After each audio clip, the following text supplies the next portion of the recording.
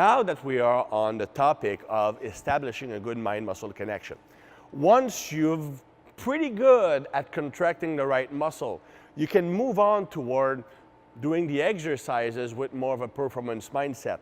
But there's still a step, a bridge between focusing on mind-muscle connection with light weights and lifting heavy weights. There's a bridge, a step between both approaches. It's called establishing the first tension. Basically, the muscle contracting hard first when you start an exercise is the muscle that will receive the most tension.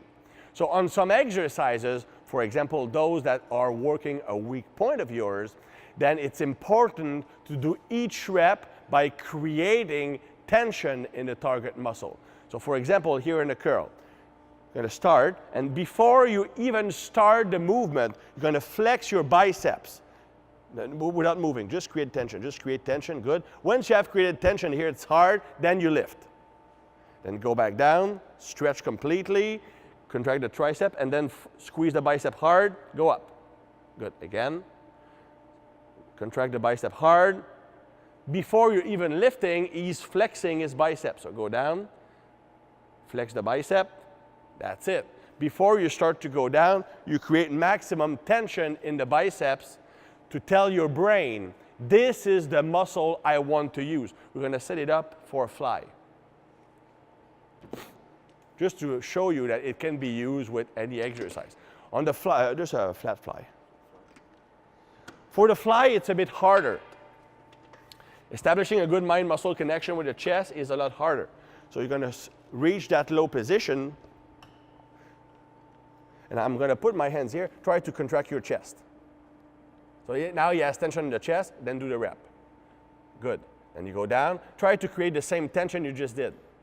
Good.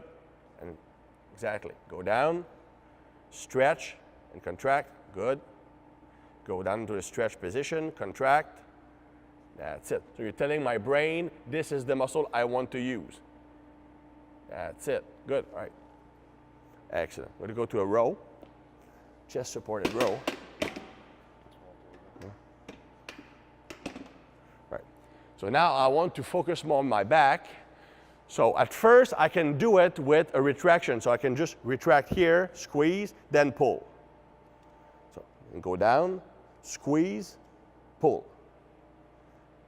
And eventually try to do it without squeezing first. So create tension, then pull. Good. Notice he's actually pulling toward his hips, which is where you should be pulling when you want to emphasize the lats. If he's pulling straight up, pull straight up, it compensates with the traps here, which is not what we want. So you pull toward your hips to increase the recruitment of the lats here. So I'm starting the movement by tensing up my back, then I pull. Excellent. So that's the principle of first tension. You're always creating maximum tension in the muscle you want to use. It's the same thing with abdominals, for example. People often ask me, what is the best abdominal exercise? Well, to be honest, they're all pretty much the same. I mean, trunk flexion, even if you do trunk flexion on a machine, on the Swiss ball, on the floor, it is still trunk flexion.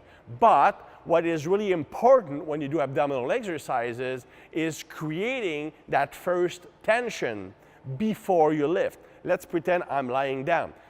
Here, before I even start to crunch, I'm contracting my abs as if I'm getting punched in the stomach. Then I crunch up. Then I still contract hard, then extend. Start my rep, contract. Here, I'm telling my brain, this is the muscle I want to use. And then when you do the movement, you contract it instead of compensating with other muscle groups. So that is the second step after having established proper mind-muscle connection.